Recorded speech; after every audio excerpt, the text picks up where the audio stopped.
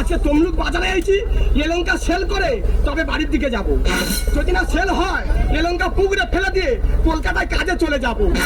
তার আগে দোকানটা পেতে নি, ভালো করে পেতে নি।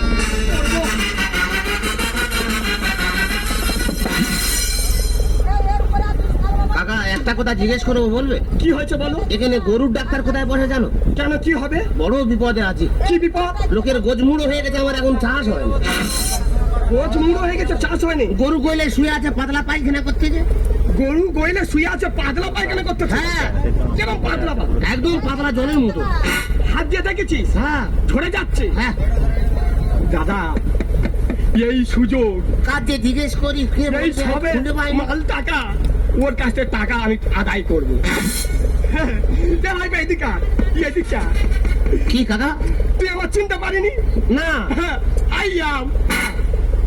আই আম টিপে ধর। এই কি টিপতেছিস রে? এই গোলা টিপতেছিস কেন? তুমি বললে টিপে ধর।